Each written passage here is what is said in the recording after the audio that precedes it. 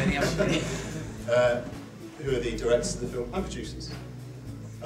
We've also got, let me do my introductions to make sure I properly describe everyone. We've also got Jake Hapgood, who's programmer and project manager for Gremlin and Sumo for 14 years.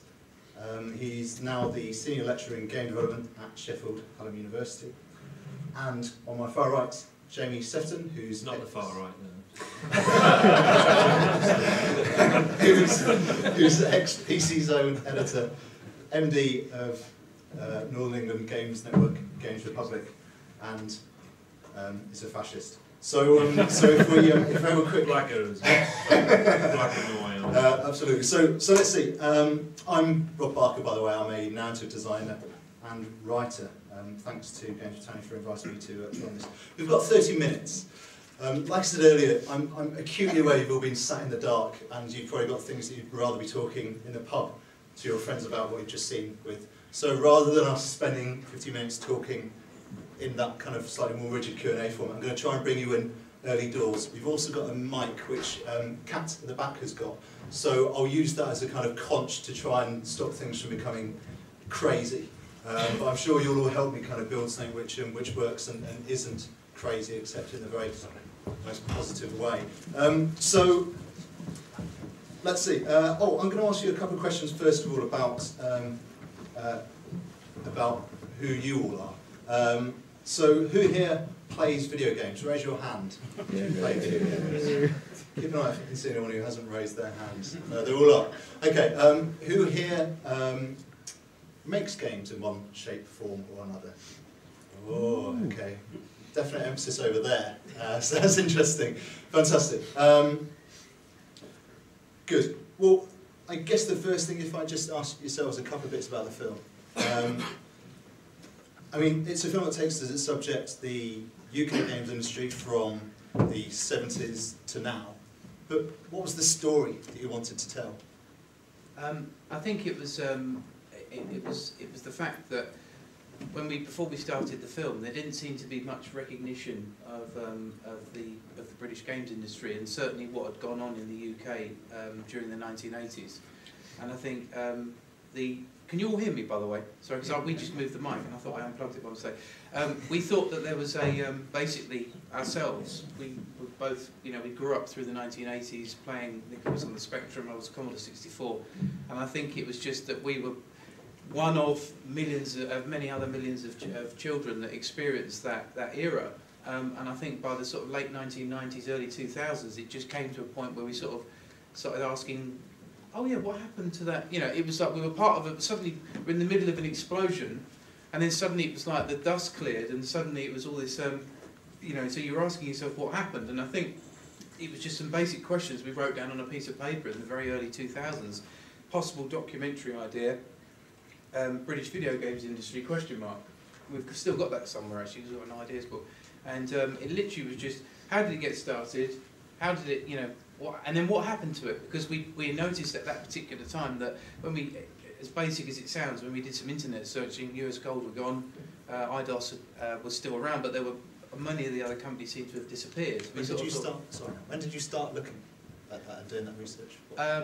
The idea for this actually started around 1999, because I remember we wrote we had a documentary ideas book. Some of them actually have been made, but and literally and absolutely truthfully, it was the second. And I don't remember the first, but it was the second entry. It was just called documentary British video games story. 3 parts. I think we thought it would be a 3-parter. It was originally going to be a TV show. We took to pretty much every TV station that we could for years, and kept touting this every time we went in to see them. We always try and push this idea, but could never ever get it placed because we tended to find that the broadcasters didn't really get what it was all about. It's like BBC 4 or something. You think that they would have, they have a lot of rock documentaries and sort of things, but gaming they just couldn't get it, There was a real disconnect, actually. Disconnect. You would actually, you'd be sitting there with a commissioning editor and you would simply be saying, you know, if I was talking about doing a Beatles documentary, they would have an understanding of who they were, who the Beatles were, their significance on the music industry. But the problem is they didn't understand that there even was a British video games industry and that it was even significant. So you then had to do that education. So it makes the pitch really hard. So, and you've got a couple of minutes, and it'll be, oh, you know, can we not, you know, is there not something else? Or they'd say sweeping comments like, oh, that sort of Pac-Man stuff. So then you then say, well, actually, that's not a British game. That's something, you know, you've got a completely sort of distorted version of it, and it was hard. Well, I was going to ask you just one of like a couple of questions about the film and its filminess, if you seriously, before we talk about games and, like I say, kind of really sense in the audience. But were you influenced by any references outside of games? I mean, because from my point of view, the narrative that you explore here is one that's similar to, say, one of New American cinema or punk, all sorts of different cultural stories that I think share parallels in terms of that rise, fall and rise again, really. Did you look at any others? I think somebody actually said to us, actually, treat it as if you're doing a documentary on the rise and fall of the British motor car industry. Okay. It was a bit bizarre because you sort of thought, well, motor cars bring pleasure and excitement and all these other things, but the British video games industry, I think, as Andy Payne said at the end, it really is so unique because there's so many different types of people that come along. So we looked at it and thought, if this was being done for television, it would most likely have, because of the attitude that, not being negative here, but the attitude broadcasters have is that voiceover driven piece where you just basically shoot a series of interviews and then you just basically put the interviews in and the voiceover links them all together. That would be a quick thing. We could have made From Bedrooms to Billions literally in 6 months. We could have shot 10 interviews, 15 interviews, gone for the usual people with the greatest respect, because some of them are actually in the film, like Peter Molyneux's and Jeff Minter's and things like that, and just made the film and structured the voiceover and then thrown the thing out. And we thought that... Well, we wanted to actually hear from other pioneers, some of them that you don't really know so much, that maybe aren't all around now. And we wanted to give them a voice, you know.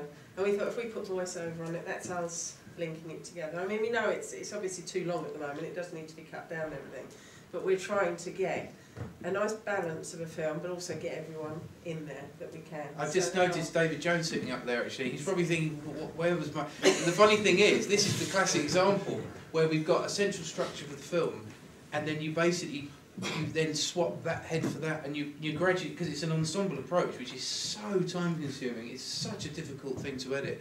So like David's sequences, we've got a sequence on budget, the rise of budget software, which sort of revolutionised the whole budget games in earlier markets, and David's very much in that, and we've got a little bit more on some other computing and stuff, and it's making room when we had to even pull the credits. The end credits, otherwise I think our bums would have just gone beyond that. So it's still got to come down. It's still got to come down in time. That's where you want to ask yourselves as well. There's a large number of stories that I think the time is right for the story. I think you've got where we are now, obviously with the rise of indie gaming now again. You know, it's really From Bedrooms to Billions to Bedrooms, I think really would be a more apt title in some ways. But were there any stories that I guess were a surprise for yourselves, or that you kind of feel are still waiting to be told from the point of view of your own experiences? I just felt like I was watching a horror movie, to be honest. It was kind of like my childhood, just, you know, it's like all the stuff about the spectrum and sort of programming. This is a program that I found the other day in a drawer, and it's like, you know, this is something I programmed in BASIC.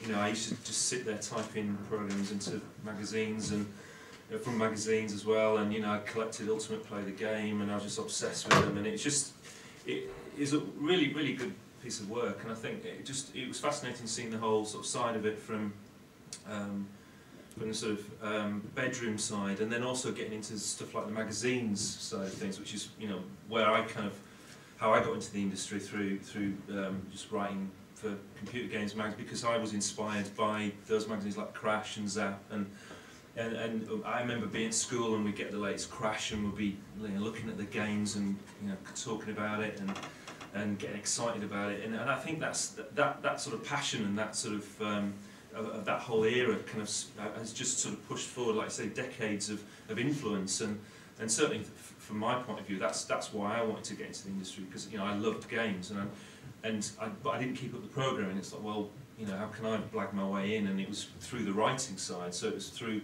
being critical and writing about video games that I got involved. And that it was nice that you included the stuff about the Julian Rignall and all those guys that I when I meet those guys who worked on those magazines like Cheddy, and I'm kind of a bit in awe. It's like meeting football stars or something.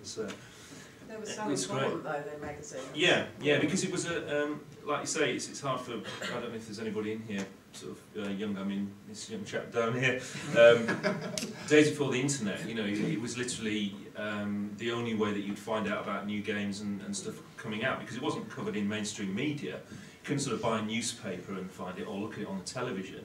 It was just ignored almost, apart from like sort of some geeky late night stuff on, with guys who look like sort of wearing white coats and look like kind of sort of quite creepy. And I remember actually the first time I properly saw a game on television was Ian Stewart with Monty Mole. And it was around the time of the miners' strike, and they were doing a lot about the fact that I think that the NUM leader Scargill was actually, I think, was in the game or something. That's right. Yeah. So that was the first time I ever saw computer games on like mainstream news. I was like, my God.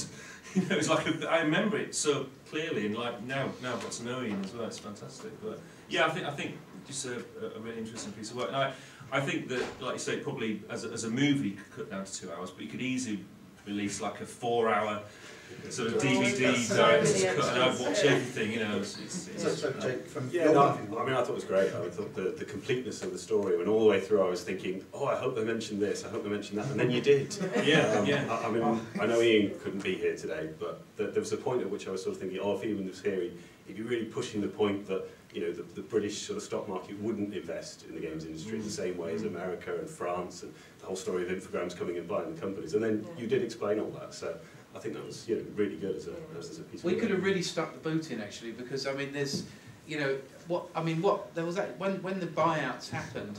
I mean, you really had publishers tended to get, when you look at some developers would tell us they were ripped off. But that happens in many industries, and there's other developers that had that bit of luck that maybe succeeded. But publishers were a necessary evil, and then the publishers also had experienced so much trouble and so much issue that when it did get to that financial sort of collapse in the mid-90s, they did turn to the stock exchange because games were so much more expensive to make. And there were individual stories that we learnt about the way some of those companies were then subsequently broken up, the way that some of our British publishers were bought with the sole intention of just destroying them. Even Ocean suffered, within a very short space of time, they were destroyed. And Kenwright goes on about that in great detail after, because he was part of the sinking ship after David Ward and John Woods had left. I think. I was going to say, I think it's interesting that it still goes on as well. You still get American money and big money from abroad coming in, buying studios, messing them up, and then they split. They go kaput, and then it ends up with new companies coming out of it. So I think it's getting better. I think I run an investment event, and I'm very passionate about trying to get indies and small games companies funding, and it's getting better. I think investors now understand. There's a lot more angel investors like Ian Livingston, who's made his money in the industry and actually invested back into games now, which is fantastic. But I think there's still quite a lot of conservatism with investors as well, whereas in the US that doesn't seem to be as much of an issue as it is in the UK. I don't think that's another thing why we put the sequence in at the beginning of the film about the eccentric behaviour of the British. We're all a bit crazy in a nice way, sort of mad scientist type thing. And some of you are probably thinking, am I watching the right movie? When you're seeing somebody diving their a hang glider into the sea and everything. But there is that sort of creative pottery type garden shed sort of aspect. Rather stick a relay board on than go and start a corporation attitude about us. And that's what I think happens. We're great at starting something off and building it up to a certain point. And a lot of us just want to go back and do the tinkering again. And when it gets to the point when you want to just make it commercial and build, become the billions, we sort of lose that way. And all those publishers, Ian Stewart included, when it got to that point when it was time to sort of dominate the world, we sort of resisted the urge to do that and sort of lost our way. Well, there's this incredible range of characters in the film. You've got people who are mavericks, you've got people who are careerists. You've got people who are like Del Boys. There's a lot of leather jackets in this film. I'd really like to talk about just in terms of the film. The heroes. A lot of men as well, actually. A lot of white dudes. Yes, that's a thing. We do have John Hollywood's to going actually. John Yeah. Hollywood's going in. Okay. And there's a couple there are, but again, it's still a tiny. And funny enough, some of the women. I mean, Ali's in there, Ali Noble, And Mo. Mo Warden, but there are. I mean, it's just one of the things. It was. You know, there's no getting away from That's it. the sample. Yeah. I'm sure, absolutely. But certainly talking a little bit about those characters, I'd like to, Nat, who's got a mic there. Nat, can I just ask you to come up with the mic? Because I've got co-edited Games Britannia fanzine, so anyone who kind of makes a contribution, could you hand them one of those? Which they might find a bonus or a reward for their contribution. There are some fantastic characters in the film. I think there's some fantastic villains as well. So I'd really be interested to find out from yourselves who you think the greatest hero and villain from the industry is. Pop up your hand and we'll have a mic past you to tell us that. There may even be someone in the room. I don't know. The villain isn't in it. Well, I mean, there you go. I will get a mic just so it's the person at the front there. That'd be awesome. You raised your hand there, sir. So yes, do far away. Is this on? Yeah, we can hear you. Okay. I think it was interesting seeing Bruce Everest. Oh, I thought we could get away with it. No, you can't, because I've had my run-ins with Bruce. So is he a hero or a villain, or is he both? I think he's both. Yeah. I think in those days he was obviously very influential, and I think it's a bit of a shame that Bruce is very well known. If you surf the internet, find his Twitter account, it's quite amusing. But Bruce did a lot in those days, very clearly, and people were very understanding of that. But then he seemed to go on a crusade about 10 years ago to start rewriting history. And I would describe him as having a few problems. Yeah. But at the time, he was obviously very influential, and his marketing ideas made a huge difference. We all know those, remember those games and Imagine Play the Game. Well, if I just add something actually to that, was that when you interview, as we've interviewed now, 149 people, what happens is some people will say that guy's a whatever, or this, and then what happens is when you gradually get 40, 50 people saying the same thing, there's a sort of a general sort of acceptance that that's the way it was. So if Bruce is saying that he invented the atom, or not the acorn atom actually, it was a bad analogy, but if he sort of said something which is way outrageous, you tend to find that there's a general sort of balance of opinion that guides the narrative back to reality.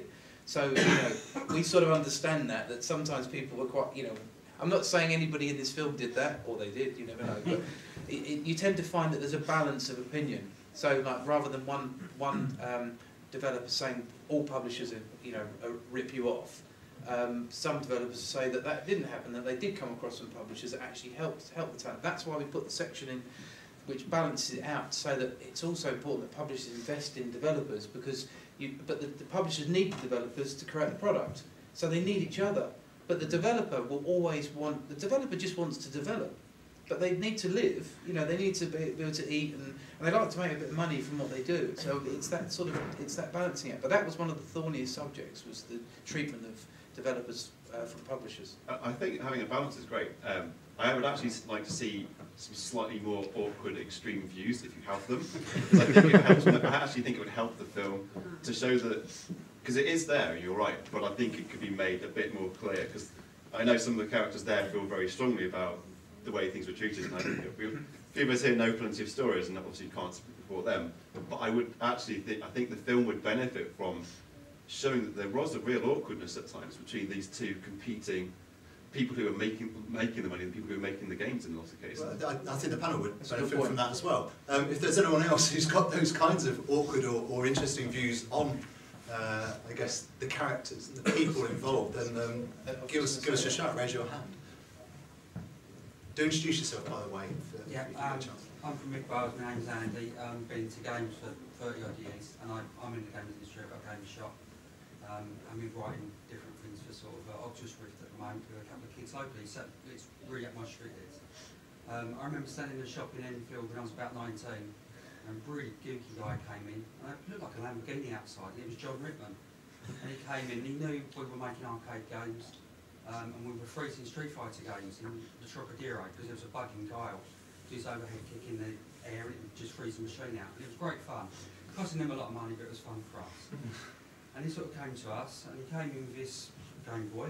We were all playing Tetris. And he came through the door with this huge cartridge plugged into it, and said, could you guys just have a go on this? And I remember thinking, oh, I'm so sort of proud that he's come to us, asked us to have a look at it. But what I got across from him was he was on very little wages, and he, you know, it was pitiful. And that's what, to me, what your film gets across is the passion that our British industry's got, and what Americans have got. They make our passion commercial, and that's what's happened to our industry. And I think that's what you've got across there is really, really good. But I think for an average user, we're the hardcore, so that's our love, as it were. But for an average user, I think you're going to have to break it down a little bit smaller. You know, and get it like the guy said over there, more. I don't know. You've got to put the egos in there. You've got to, because they exist. They form our industry and they form our life. And that's why we've got these supermarkets, pretty much like the big guys say, Nintendo. We want to go to these little shops because they give that service and that value added, and our industry's got it. But our government's failed us in our industry because we didn't have that back that supported us like the Americans did. And I know that from trying to sell games, you know, as an independent. You know, when it's mentioning games, you just go straight to the supermarket because price is king. But as I have to set up my shops, that's got a broad range of products, and I can do what they can't do. And I have to find that niche, which is what makes me very proud about that. You've got Jeff Minter making games on every platform, even up to Swift and iPad, and still innovative and playable, and he thinks outside the box. And the start of that film to me made me really sort of proud, because that's what we like. We will just keep tinkering, not to earn money, because we want to break new ground, you know, and that's perfect. I think you're absolutely right. I think some very famous, well, not particularly famous, but famous in the industry guy who ran a big game studio in the region. One of the first things he said to me when I met him was, if you get into games to get a Porsche, you're in the wrong industry. And what he meant was that you do it because you love it and you're passionate about it, and you know that's certainly all the people that I've met. They get into the industry. You know, if you make money at it, brilliant, and if you're good, money will come. I always think, but you initially get into the industry because you love it. You absolutely love it, and the people are also brilliant as well. And you kind of you get such a mix of people getting into the industry. It's still, I think it's still like that. Actually, it's one of the few industries where you can come from anywhere. It's like when I got into games journalism, I met people who are ex-roadies and who've been in bands, who've been doing all sorts of stuff, working in supermarkets, and it just you can do it. You can still get into the industry, and you do it because you're passionate about it. And I think but I think the industry, it seems to me, watching your film, part of the success was down to the fact that there was that low barrier to entry. It wasn't a nil barrier to entry. I knew plenty of people who can afford a ZX Spectrum when I was a kid. But if you were able to afford BBC that, Micros for the posh kids. Well, absolutely.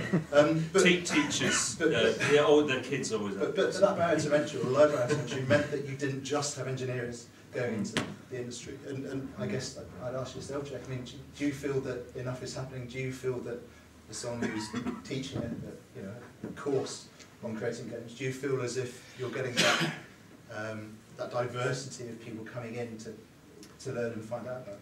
I guess it's probably a little bit different than it was back in the day. I mean, you would say that you would get all walks of life and people with very different kinds of skill sets coming to it. Once you kind of get down to a particular kind of course, I mean, we teach a game software development course, very technical, very much about the programming.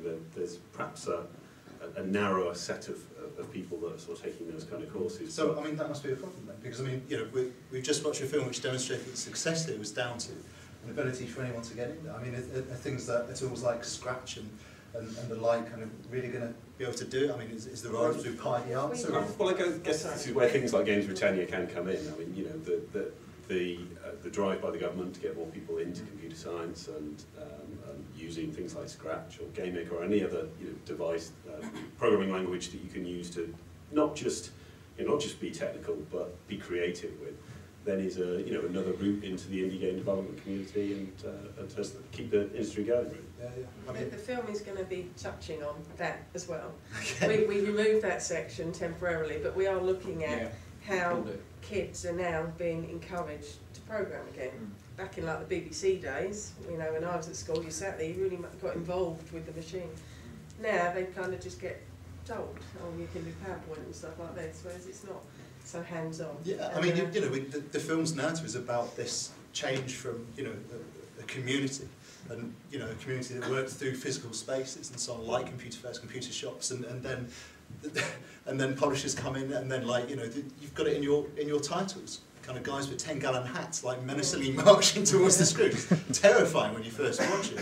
And to work very hard to keep that away from the Bradford and Bingley look. And Dad's Army as well. When we drew it out originally, it looked like Dad's Army and Bradford and Bingley. Absolutely. Can I just say, actually, the gentleman there that raised the point about that, getting some of those egos in there and your own.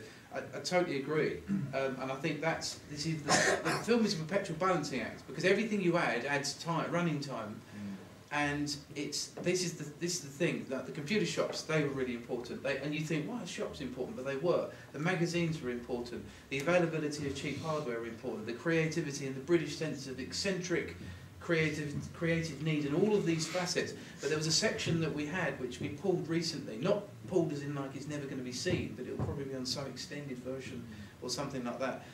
Sorry, it's a little bit more thought out than that, but and it's to do with the fact of where the first and second wave of developers lost interest and was stifled around 92, 93. As you heard, and in the film, the only real bit that we showed in this sequence was when Steve Turner talked about the fact of the joy was going, because all he was doing was he was cap in hand to the publishers all the time. And there was an element of exploitive behaviour from certain publishers who were thinking they're really into it, they're really creative. But also they were influenced and like looking at a game and saying, oh, can you do this, can you do that? And that we need to put more of that in the film. We know that because the developers were saying, well, we want to be able to have our own creativity. Yet publishers come in and saying, look, can you do me a football game? Can you do this? Because they just sold 1 million of that, and that's worked. Yeah, a producer saying, a producer with very little game or no game experience whatsoever, who might have been working in the record industry that's gone in, or whoever it might be, saying to developers with 10 years of experience, like GoldenSkull, for example, oh, that 3D tank game you're doing, it needs to be a racing game now. But they're all shooting. Yeah, it doesn't matter because racing games sell, so we need a racing game. So then developers are not doing what they do best, which is making games that they would want to play. They're being led by marketing decisions, and that's again a point in the mid-90s where suddenly a lot of the British creativity, they just thought, oh, get out, this is just a waste of time. And that's obviously clearly still here. I mean, just a question for the audience: who? Someone for the game devs, I guess, but anyone, I'd love you all to respond to this one. Raise your hand if you'd rather be developing video games in 1984 than 2014. Oh my word. So Dave Jones' hand went straight up there. Could you expand on that, David? Pass your mic and a copy of the zine there as well. Yeah, I'll stand up as well. For myself, back in the day, 85 in fact, is this actually on? We can hear you, so yeah. It's handy, it's like a conch, because it stops everyone from all coming. When I was writing games for Mastertronic, but at the start of it, not at the very start, after the rubbish games went through, but when I actually started getting some reasonable stuff and I sort of got involved, I actually would be working at home and I'd sort of get to a point in the game where I started to get a bit bored of it, and I wanted to sort of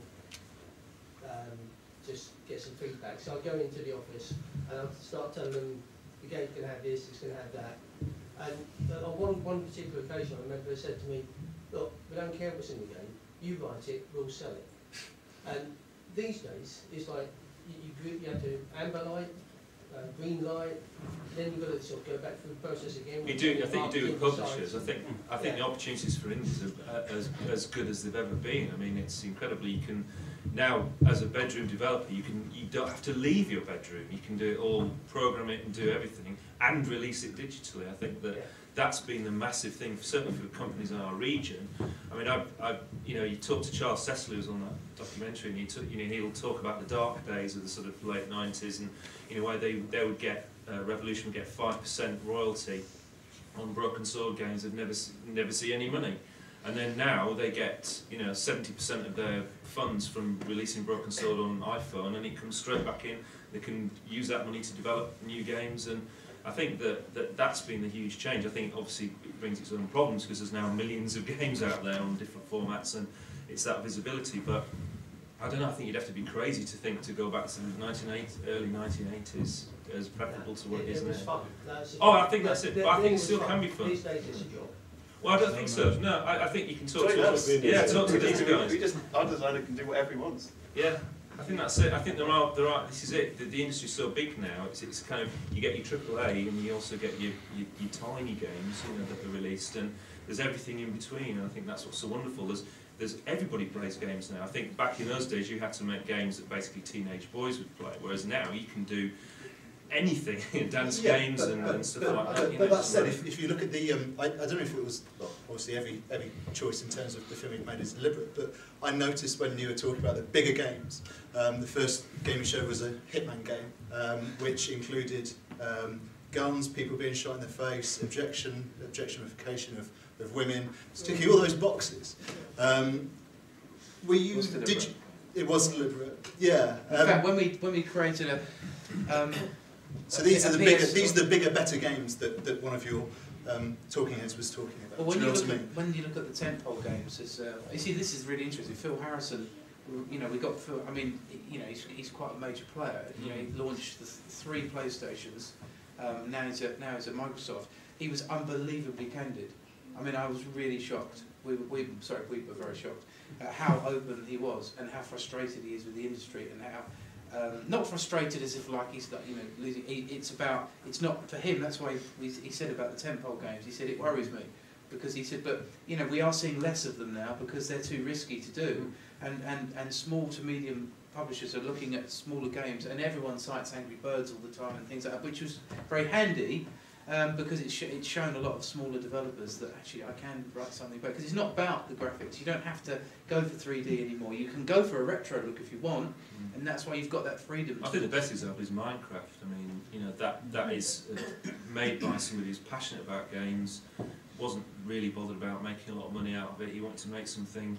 He made a load of games beforehand, came up with Minecraft, and that's just become a phenomenon, really. And he's had to kind of build a business around the game, but it came out of him wanting to make a game, release it on PC as well. I think that's something that the PC has been massively important in certainly building indies before, with Steam and certainly before iOS, and the iPhone kind of kick-started the whole mobile stuff. I think that PC was massively important, and still is today, with releasing indie games. I was talking about that balancing act in the film of like how much screen time you can give things, and giving them in such a way that they make sense, because if you cut them down too much. But the 16 bits, it's not a lot of coverage of them in the film, and I mean I was I used the 16 bits as much as I did the 8 bits, and there were so many great 16-bit games that we wanted to include. But with regards to the relevant to the industry, they were just the next stage.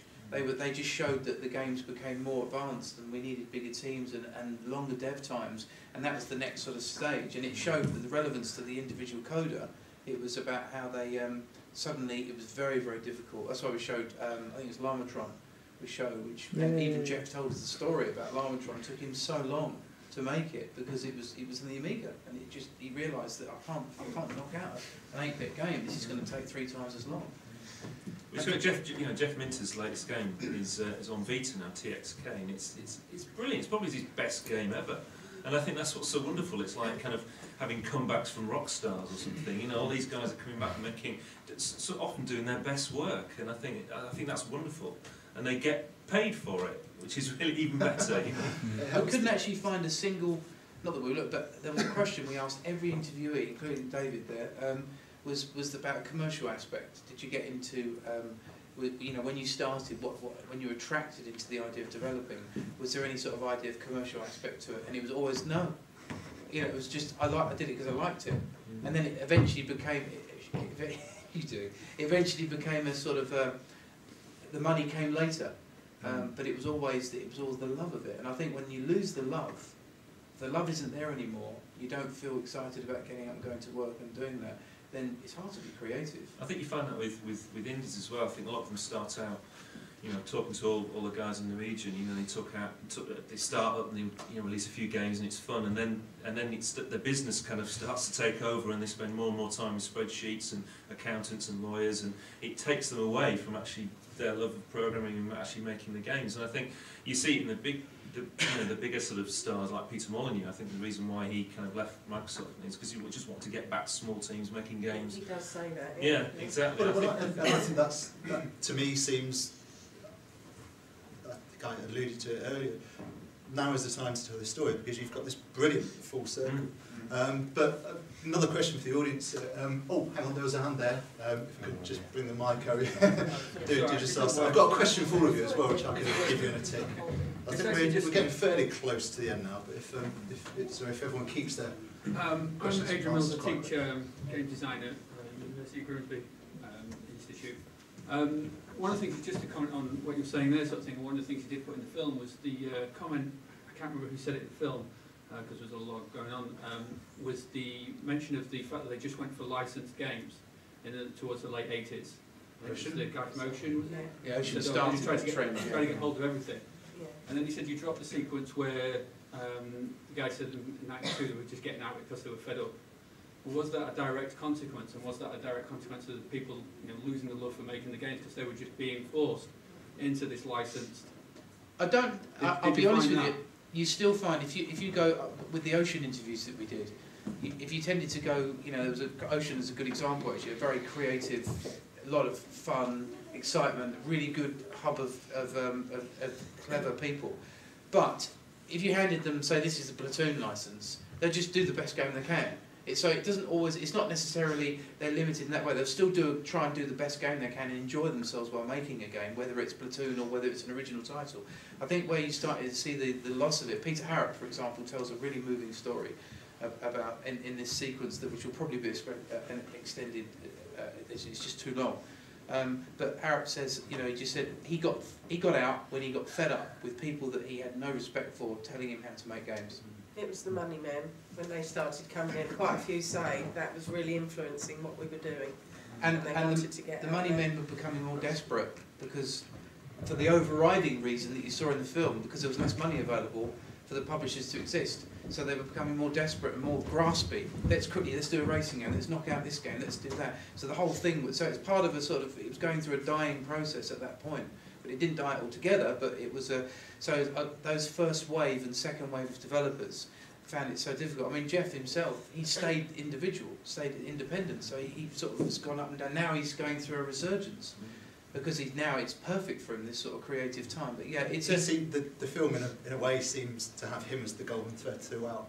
He's such an interesting figure, I think, for the film. So many people talk about Jeff Minton. I remember buying a game from I think it's Rocks 3. I think it's like an asteroids clone at the Personal Computer World show in London at Earls Court in the mid-80s, and you know, I just met him there, and he's still doing something. Terrifying seeing the fisherman as well, because it doesn't really seem to have aged a huge amount. Whereas the gentleman from Ocean appeared to age just over the course of telling the story, which I'd imagine would be starting to happen. Everybody talked about Jeff. Everybody said that because Jeff was on the early internet of the time, and you would ask him. Everybody, David Darling would. David Darling said he just used to ring everyone up, but he would ring Jeff Minter because the only way they had to talk to one another was to call them up. So how did you do this? How did you do that? Archie McLean would say, "I'll ring Jeff," and it'd be literally, "I'll ring Jeff," and Jeff was always available. It's just all in the same office. Do you know what I mean? It's quite remarkable. And he'd be on the net late at night as well. So you could. Mo Warden would say, like when Paul Wokes was working on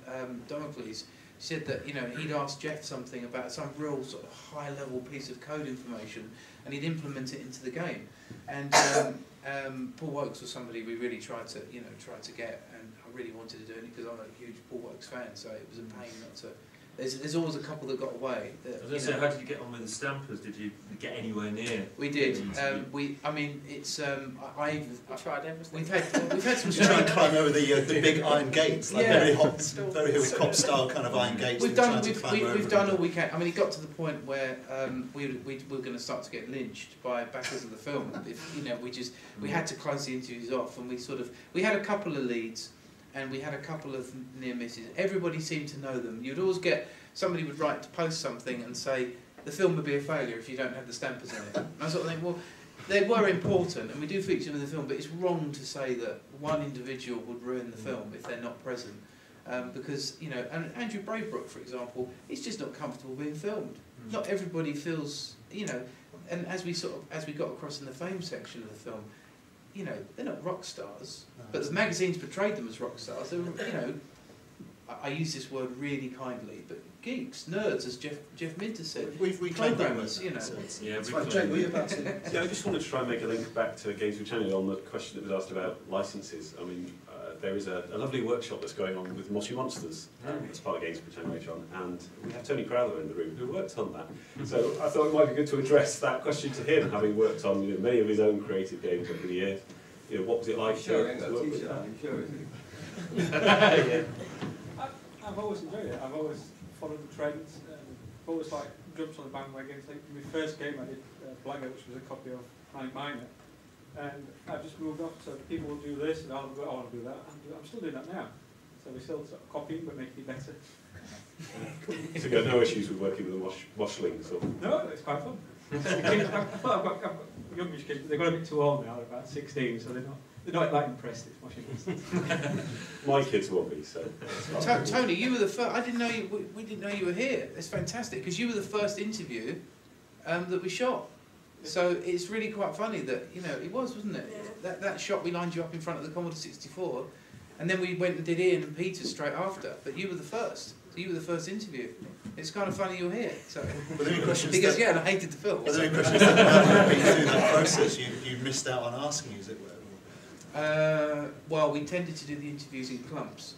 So you research. I mean, we thought, you know, we knew lots about it, that much compared to what we know now. Yeah, but we do clumps. We'd shoot, we'd edit up, we offline. So we, you know, like a huge amount of stuff, and then we go and shoot more, and then we're looking for more. In fact, we told everybody that we'd actually finished filming ages ago, and we filmed Phil Harrison only 2 weeks ago. We've been trying to get filmed for a long time, and then gradually people started to come in when they realised it was a real thing. Sure. Well, we're definitely running out of time, but no one's checking us out. So I'm going to ask. Oh yeah, you had your hand up there. If we can bring the mic over there for a quick question. Hi, my name's Dave. I work for Retro on Limb. I think you guys did some sort of live cast with them quite a while back. We did, yeah. Yeah, with Harry Eck. Yeah. I'm here on behalf of them. I think you kind of touched on it, but I was wondering, did Peter Molyneux kind of say anything outrageous that never really came about, or anything whilst you were interviewing him? It was hard to cut. We had almost too many outrageous things to cut out. If we ever release, and do you remember he signed his appearance form like that? But I mean, he told us a story which was videoing this, which was where he told us about the fact of, you know, when he first started off, he was in the sort of crappiest flat possible, working on his Amiga, and when he was working on Populous, the toilet was broken, and they never bothered to fix it, so they were peeing in the sink. Right. So basically, it'd be like working on Populous, peeing in the sink, go back and do a bit more, and you know, I think the other thing is the amount of you know, people would often say, "Oh, we got drunk," but actually there was something else going on. And funny enough, there'd be an alternate version of the film, wouldn't it, if we put in the drug stories that we could really. But does that really show? If anything, we were trying to be careful about. We didn't want to sort of go and put in loads of drug references because we sort of thought that, you know, we're trying to sort of portray that this was a major. Something to be proud of in British history, and we don't really want anybody sort of getting on the bandwagon and saying, "Oh, they were all at the stones." It's all in the source code. Do you know one common thing was the number of developers that say, "But when you're stoned and then you write code, it's crap when you look at it the next day." It said, but then you debug it and work it out. So it was actually quite. It was alright if you were playtesting. No, I'm not going to name names. Some people put comments through their source code, and they actually tell stories. without the source code, but it's when they're high. So when anyone reads it like a couple of months later, it makes no sense whatsoever. A section we're definitely popping in though, as an extended feature, is the one on piracy. You notice it just didn't get touched on at all, and it's because it's such a great section. And it's Lots of Bruce contributions on that one. on piracy, yeah, but I mean, everybody had a comment on it, and no one could be sure. It was a 50-50 split. Did it help the industry or did it harm the industry? And everybody's got a different opinion. Well, let's take that one to the audience. Did it help the industry? Raise your hand. Ah. Wow, that's really interesting. Yeah. What period? Sorry, in the 80s. 80s. Free to play. And raise your hand if you thought it hurt the industry in the 80s. Not a single That's hand. interesting. That's amazing. Okay, let's get very, very quick one-sentence answer from each of you. What would you like to bring back from that 80s home development scene? Jamie will go from this end. Anything. I would say video game shops and fairs. I'd like the Stampers back again, making games for Rare and doing like some classic games again. Because I'm a huge kind of Ultimate Rare fanboy, so I'd love to see them come back and do something. But I think they're just on a big yacht somewhere on a desert island or something. But I'd love to see, because they were such influential figures, and it'd be nice to see them come back and do something else and set up a new indie thing or whatever. But yeah, that'd be cool for me. I think for me it's just the kind of really quirky British games that used to be around, and that it's not that they don't exist. No, I mean they do exist in some form today, but hopefully with the tax breaks and everything, there'll be an even bigger revival of that sort of thing. So. Tax breaks, yes, one thing. It struck me a couple of times watching this.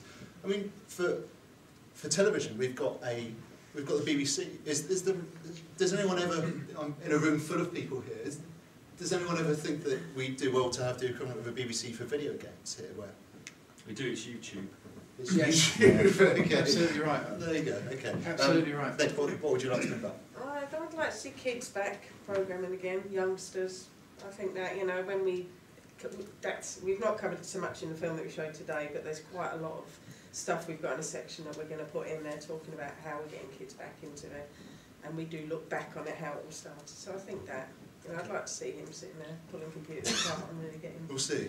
And what have you got? Well, I know there's a rose-tinted specs element when you sort of look at certain, when you go back and you look at certain 8-bit games and everything. But I think it's exactly the same thing. I think I'd like to see there's a section in the film which we actually pulled 2 days ago that we were going to put in. It was just made it too long.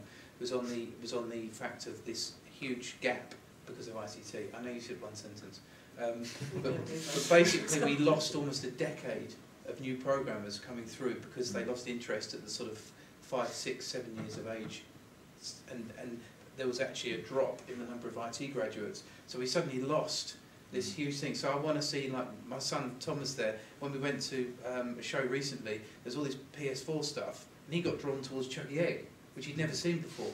And it wasn't me going, go over there, go and look at the retro stuff. He just sort of saw the simplicity of it, and it doesn't matter.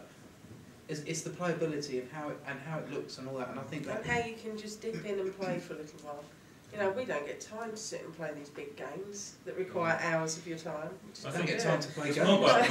Mobile games brought that back. Things just like an example like Flappy Birds. I mean that is. I can imagine Mastertronic releasing that in the 80s or something. You know what I mean? There's this interesting kind of commonality because the generation coming up don't have that attention span, and the older generation don't have the time. So we're all like united in this need for kind of small experiences. Let's just pitch this one out to the audience as well. What would you like to bring back? Sentence or so. Raise your hand if you've got something you'd like to bring back. Otherwise, I'm going to take it that you assume you're happy to be in 2014.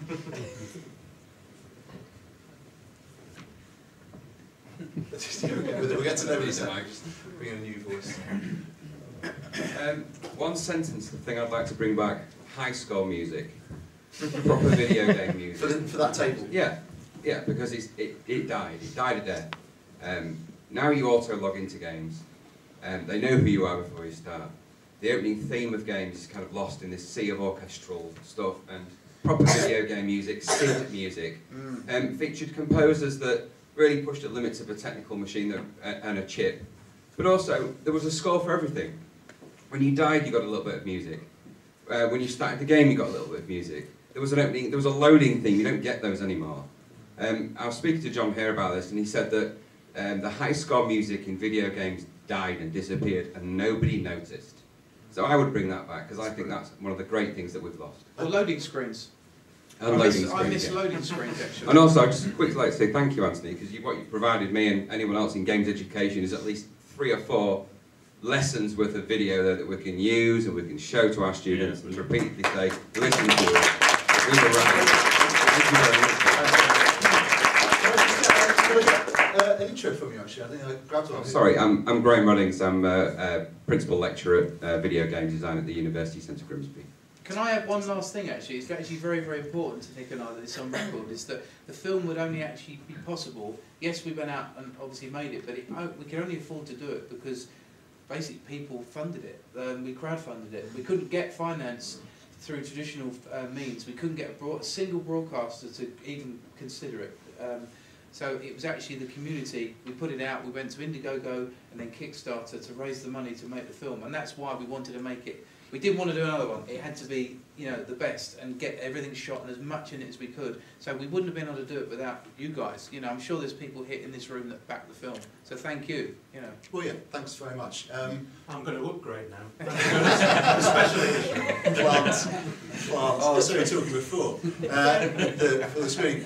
Is the best £1 over. I mean, that would be a great point to finish on. But at the same time, no one's chucking us out. Why don't we just keep going into everyone just starts chucking stuff at me and I'll stop there. Because there may be other questions. Let's just open up into a general Q&A. Raise your arm if you've got a question. We'll bring a mic over to you. You're asking about what it would be good to go back to. I would just say the simplicity of things. I mean, do you think the kids of today would get the same satisfaction about moving things around on a screen after reading the technical manual about which registers to poke?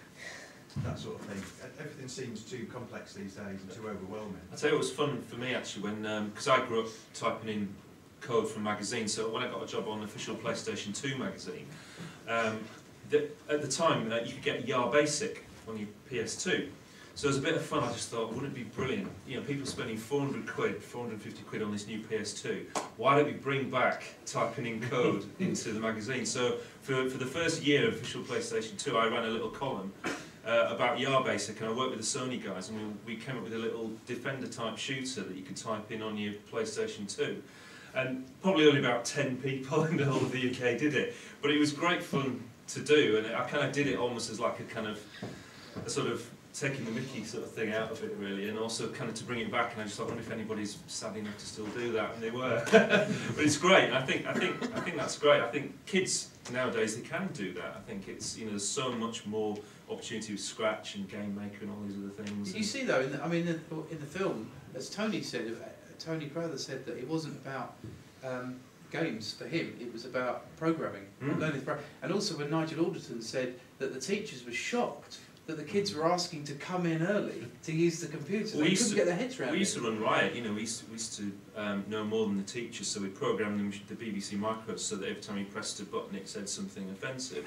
And they just didn't know how to, you know, oh my god, we've broken the computers. And, I think that was the thing though, because the computers were a tool that allowed you to, in a way, have more power. Well, I think that's the thing about programming, is that it has its own internal logic, and it's incredibly liberating to think of something and then be able to create it immediately and think, right, okay, I'll do that and do that. And I think that it's incredibly addictive. I think you can see it in Minecraft a little bit now, where we've got so many, you know, a little bit about how popular that is with, you know, with in particular school age kids. It's almost like a parallel learning environment that teachers sometimes are completely unaware of.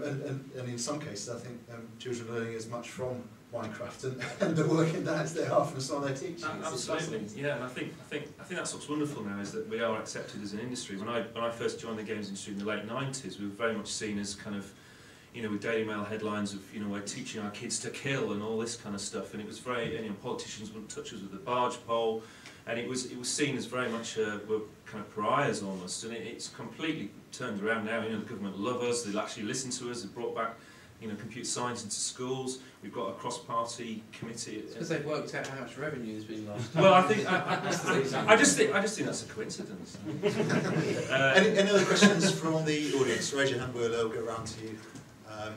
Chap here at the front, and then we'll get to yourself just slightly further back. I did that Your Basic thing. Oh, brilliant! Thank you, I should do that. Sad gig. I know. I did it on the pad as well. It took me forever. Yeah. Excellent. My question is actually a film-related question. With the way people like watch things now on like YouTube and Netflix, did you consider not making it a film? Because I love the detail that's in it, but as a film, it makes it too long. But I still want the detail if it was in smaller chunks. Well, I think it's made, like our background, that what we are is filmmakers. So ultimately, as well as like, we want to see it up on the big screen. You need to have the, you see, there's the people that, in order for the story to sort of propagate and go out and get out there, you need to have the one thing that people say, oh, from bedrooms to billions, that story about that, and then if they're interested more, they delve in. The problem that we have is it just takes so much time to make stuff properly. YouTube is fantastic, and there's great, you see interviews with Jeff Minter and Tony Crowther, all sorts of people out there where they've been videoed at an exhibition or a show and everything else, and that's important and it's really great. But if we want to put something out, you can put up an interview for 20 minutes of Peter Molyneux talking about his urination stories and other things. There's lots of them. Mark Healy telling us about how he worked for 3-4 days straight on a game at Bullfrog and then did a white poo. So drained, just nutrients, drinking Coke and coffee, Coca-Cola, coffee and everything else. But we could stick the interview out as a 25-minute clip onto YouTube or whatever. But that's not really. We would rather edit it and make it so that it's actually a really decent piece. So what we intend to do is create the film, put the film out there, and then if there's a love for it, we'll continue to make things, because obviously we're like developers in a way. We're not a big publisher. It's taken a lot of our time and our own personal money on the film as well. It's been everything for 2 years. I think we always thought that if we did have like that 2-hour movie, when we get it set up, there is so much other material, and we will then work on getting that all released as well. Brilliant. People think it was too long. I thought that the length was just right. I could get watching I think for this audience, well, we could do something really mean. Put your hands up whose bum was numb at the end of it. I think there's bits that the gentleman there made a very good point. I was thinking, funny enough, exactly that point when we were on that bit in the early 90s. So there's bits that we want to just add in and improve and trim, but it's nearly there. But yeah, it's probably a tiny bit too long. Certain broadcasters wouldn't take it if it's length as well, which is would be frustrating. But yeah, for the core fan, we'll make more content if people want to see it. I think our hope is that it will appeal to other people outside, like the gaming world, and that like my mum would sit down and enjoy it for 2 hours, and people who maybe just don't know much of the story. And we felt that if we did make it too long, they may just switch off at points, and we wouldn't want that. And you have to tell the story. We have to get the story out there. There's always bits like we sort of feel it. But when we weighed it up, and we thought piracy or computer shops. What really was the most important? Well, computer shops was all part of funneling that. Yeah, exactly. Let's get some more questions, Dave. You just a really quick one from yourself, sir, because obviously you're an important voice, but I want to get other people as well. The government representative recently, a month or so ago, who was claiming that you could learn programming in an hour. She would have done well to watch this, to actually have the faintest idea, at least, well, not saying the faintest idea, to have a background. So she knew absolutely nothing. You should have watched something like this, would have given her a good introduction to it. Anyway, we've basically had, I'm being careful when I say this, but the film really, truly is 100% independent. We've not had any sort of, we wrote to the government ages ago and said to them, would you, we're looking to do this, because I don't know if you're aware of this, but we want to donate the film free of charge to every school in the UK. We've always said that. We've been on record and said that before we even did our first ever crowdfunding campaign, that when we're done, we want the film to go out to schools. So every school gets a copy of it, so that if they want to, we can't force them, obviously, to show it to them, but hopefully there'll be some geek teacher that say, look at this, kids, this is the way it used to be. But, so we thought it's a piece of history, and then it gets out there, rather than us trying to sort of hold on to it in that way. So, but we never were able to get any sort of response. But maybe that we wouldn't have been able to make the film in this way if we had. Maybe it was meant to be that we were supposed to be independent. Let's just see, were there any hands still raised? Or talking about apprentices, I was talking to a projectionist, and he was kind of going, their soundtrack's going to cost a lot of money. It's not too bad. Is it okay? Just from a purely technical well, point. first of all, there's Max sitting there. There's a huge amount of the music. I don't know if everyone knows this, but a huge amount of the music was actually specially composed for the film. And we've had the fantastic Max Hall has been a massive linchpin in creating that music. We've got original compositions from Rob Hubbard, from Ben Dalglish. We were hoping Martin Galway, but he's been so busy on Star Citizen that it's just been proving to be very difficult. But there's been some other contributors, sort of Stuart Dugdale in there now as well. My brother is a composer who's added some stuff. So there's British IBM. I'd say 80%, maybe even 90% original music, especially for the film. We've got a couple of classics in there, but New Order, for example, we have to show the film to the management before you can get permission to use it and then agree a license. So a lot, and the same as well with certain video game footage. There's a lot of missing footage in the newer section of the film, simply because it will help now Phil Harrison, and we've got Sony involved now, so we can get permission on certain bits of footage, but we can't go and stick it in because we don't own it. And now we can show them a film and say, there's a cut. We're hoping they'll probably want to have something in it, if you know what I mean, rather than, it doesn't make any sense to them to deny it. So. Fantastic. Okay, well, I think we'll leave it there. Thanks very much for all of you for coming. It's fantastic. I'm going to ask for a quick round of applause for our panel, and we'll see you in the bar.